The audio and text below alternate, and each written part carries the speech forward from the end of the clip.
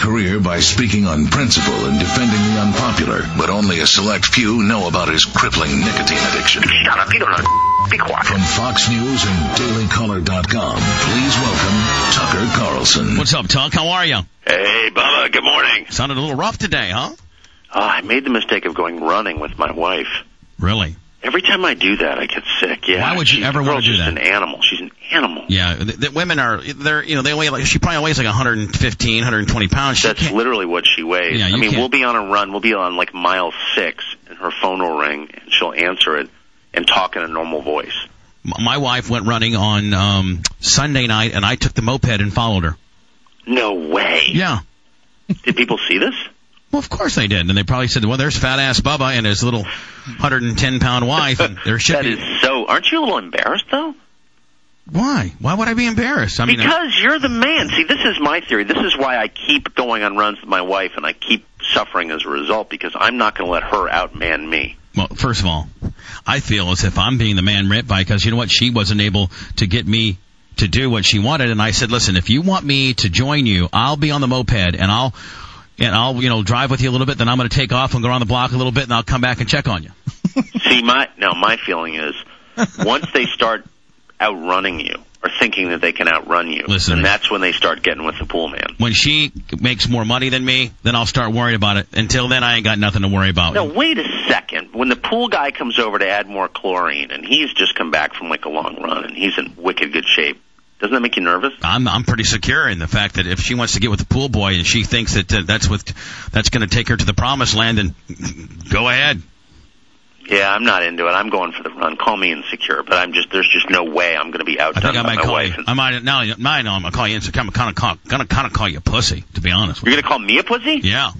What, for deciding that I would rather die than get out-exercised by my wife? No, just by, like, her making you succumb to something that you don't want to do. I mean, No, that's not the way it is. She doesn't badger me. She's not like, oh, we need to go for a run now. She's like, I'm going to go for a run, and I'll be like, oh, you're only running 6 miles? Okay, well, I'll go. Just because, whatever, that's a good warm-up for me. Yeah, well, my wife says I'm going to go for a run, and 99.99% of the time I say, go ahead, see you later. I can't. I've just always got to be on top of stuff. You got to be the man of your house. I got my new Speed Sport news. I got to look at my race car parts. I'm tinkering around in the garage. In fact, I was tinkering around in the garage yesterday, and Hogan came by. How far does he live? Hogan actually lives about 45 minutes from me, but he was down in my neck of the woods. Looking at some stuff, and he stopped on by for a while. Did he tinker on the car? Does he know an intake valve from an exhaust valve? Oh, yeah, Hogan knows all about that. He's a kind of a man's man when it comes to that. Really? Yeah, Hogan knows all about it. He's an old Port Tampa hillbilly. So were you guys lapping valves together? No, we were cutting tires together. He was drinking Miller Lights and sitting on my Harley while I was cutting tires. They were lapping something? Yeah. Yeah, what kind of Harley? A Heritage Softail. What year?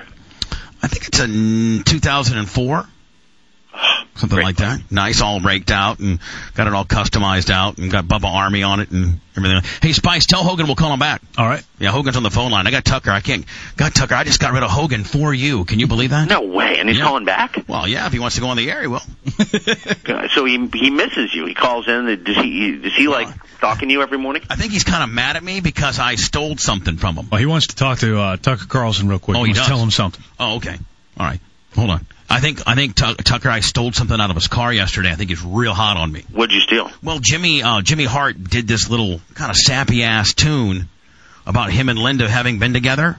Yeah. And it's called I'm Gonna Make It.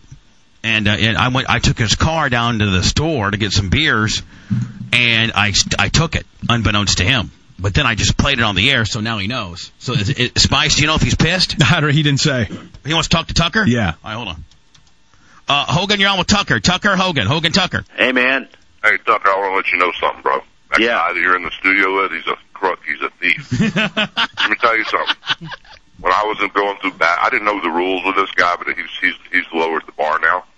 Oh, come on. When I was in a bad spot and I was living at his house, and he'd go to work every morning early, and I'd come stumbling downstairs, and I was all heartfelt, and I saw his wife and kids in the kitchen. I didn't know I could steal him. If I'd have known that, I'd have stole his wife and kids just like he stole my stuff yesterday. Believe me, man. Thrown him over your shoulder like a Viking and taken off for ports of call. And Hogan kind of looks like a Viking, too. You know what? Totally. My family might have taken... You think this is serious, man. That could be a hit song. What do you mean it could be a hit song? No, it couldn't. Willie Nelson could make that hook a hit song. Well, He's too busy hitting the vaporizer and eating mushrooms. Yeah, he's too busy getting high. All right, y'all have fun. Now, Wait, can I just ask a question, Hogan? Did he actually steal something from you? Well, yeah, he borrowed my car, and then when I went in to play the CD that I've been listening to, it was gone. Well, now, Hogan, let me ask you a question. I find it weird, and I got to get Tucker's ruling on this. I find it weird that you be playing that song around Jennifer. I mean, it's kind of like, yeah, that was weird. That thing popped on by accident. Yeah, well, I mean, I'm like, God, Jennifer, I know, bro. Which, by the way, I mean, I'm kind of sticking up for Jennifer because she's like the best thing ever to happen to you. And don't mess that up, by the way, numbnuts. Well, here's what happened. Jimmy gave me the song at Universal, okay? All right. And we're trying to look for a theme song for this special I did for one of the networks, about starting over. And so it's been in my blue car. That's what I drive to Orlando. I forgot about it, right? Right. And we've been driving the yellow truck, and I've been laying down because of my back surgery, and all of a sudden, we wanted to go kind of cruise down looking at things, we were looking at. Yeah. And all of a sudden, dude, I started the car and it started playing.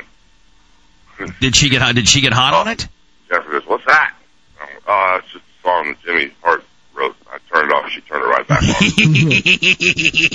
But it's all singing about my ex-wife. It was pretty brutal. Wait till you hear it. I'll play it for you here in a second, Tucker. Jimmy Hart. All right, I just want to let Tucker know you're a crook. Wait, one last question before you go. Did you check the change dish?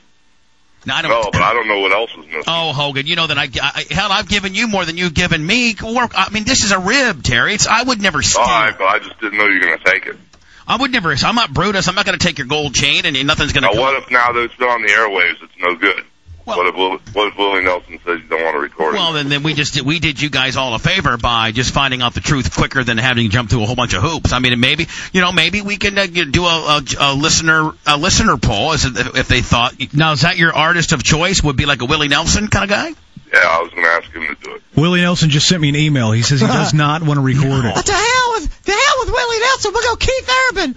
Oh, y'all a bunch of haters. Keith Urban just emailed me. He says he does not want to record it. How about Garth Brooks? Just got an email from Garth, too. He said no thanks. What's the Achy Breaky Heart guy's name? Billy Ray Cyrus. He says he'll think about it. Remember, he's got his kid making him money. Justin Bieber.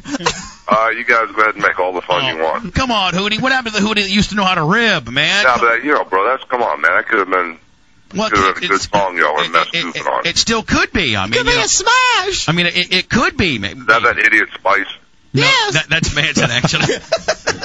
Hey, all right, y'all have fun. With you, okay. Well, with you on the phone, let me play it for Tucker. I mean, Tucker's. No, I don't want to hear it. I've heard it enough.